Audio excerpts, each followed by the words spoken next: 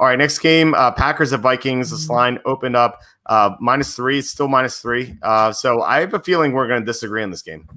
Yeah, I had a strong feeling that we were too. I think this is the beginning of the Aaron Rodgers revenge tour, and the revenge he's getting is ironically on his own organization for taking Jordan Love instead of someone who could help him win right now, and A.J. Dillon for that matter. Just because they didn't need a running back, they could have used receiver help.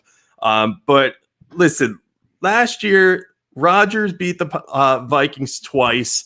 I don't think that they're going to have trouble beating them again because as many improvements as the Vikings have made to this team, they've also had to hemorrhage some talent because of the Kirk Cousins contract.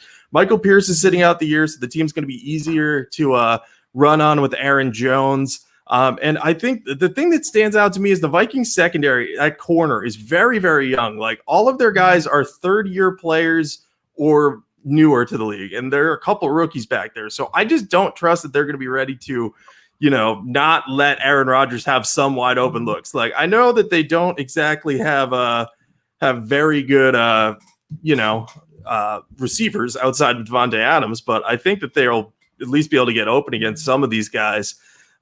So I'm on the Packers at +3 for 2 units, but I'm probably not going to bet against them or bet against Mike Zimmer any more than that because Mike Zimmer is an excellent head coach, and I imagine that's probably why you and I disagree on this one.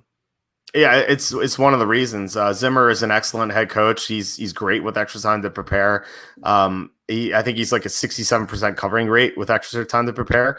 So I'm definitely going to be on the Vikings. This is one of my top plays of the week. I have him for 5 units, and the Zimmer thing is just one of the many things. Like I think the Vikings are a lot better than the Packers. The Packers. You talk about how like the Vikings hemorrhaged some talent, like they did add Ngakoue, so like they got better and then they lost some talent too. But the Packers really didn't do anything this offseason besides lose Brian Bulaga. Like they lost the right tackle, and Aaron Rodgers' pass protection is not going to be as good this year. And now they have to go against a team that has Daniel Hunter and Ngakoue rushing on the edge without their starting right tackle. So I think that's a big deal. The Packers were destroyed against the run in the NFC Championship against Raheem Mostert, and they did nothing to help it. In fact, they lost their top linebacker, so they're going to be even worse against the run. So I feel like Dalvin Cook's going to have a huge game. I think the spread's way off. The computer thinks the spread should be Minnesota -6. And I think I kind of agree. I could see this kind of going the way of Vikings Falcons in week 1 last year, where you kind of have like the better quarterback is on the road against the better team, and the better team just won. So like, I wonder like, where are the Packers better than the Vikings except for quarterback and cornerback? I think the Vikings are better or even in every other grouping area. So I just think the Vikings are way more solid overall. And I guess the cherry on top is that there's a ton of public action coming in on the Packers, which means the Packers are a public dog. I love fading public dogs. It's like one of the best things I love doing. Let me look at the action here real fast. Right now, it looks like there is about 68 to 70% of the money is on the Packers. And so everyone thinks the Packers are going to win. So I'm on the Vikings here. I love the Vikings a lot.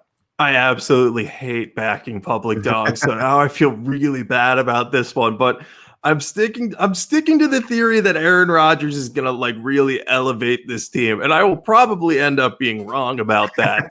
But I just can't bring myself to do it. Your points are valid, and I especially think the one about the Packers' lack of run defense is a massive problem. I think their real hope of winning this game is going to hinge on really rendering the passing game completely ineffective so that all they could do is run the ball. And then even then, that might still be a problem. But I think Rodgers finds a way to at least cover this, if not win it. So I'm going against you here.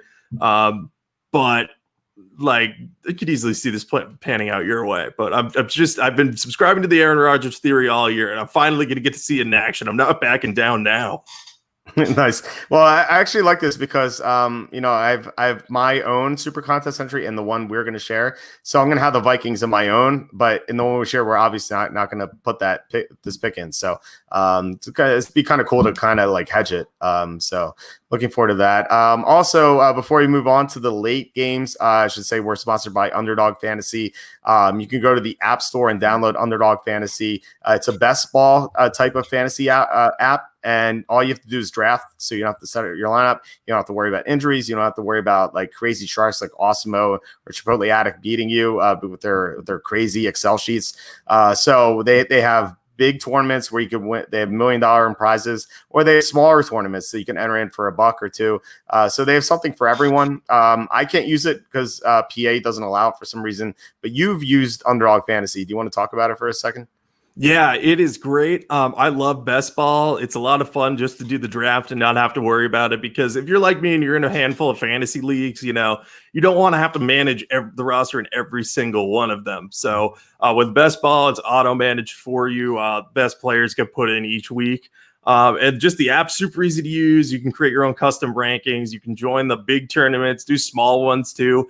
I know Kenny also plays, and he really likes doing like these 3-player tournaments where you're all going to get a stacked team, but you really have to be sharp and know who the good sleepers to land are. Otherwise, you may end up getting blown out, even with like a team of Aaron Rodgers, Matt Ryan, and Patrick Mahomes at quarterback if you don't get good running backs and wide receivers. So there's a lot of fun stuff you can do on there. Can't recommend it enough. Get in before the season starts. You got like 48 hours before the first game. I'm sure they'll have other contests after that too, but you want to get in on that tournament with $1 million in prizes, and maybe you'll end up squaring off against me, and then you could beat me and rub it in my face. So yeah, definitely give it a shot. Awesome. Yeah, I wish I could rub it in your face, but I can't because I can't play. But if you're not in PA, you could probably go to Underdog Fantasy in the App Store, download it, and use promo code Walter Football. That's one word, Walter Football. So definitely make sure you do that to help support the show. All right.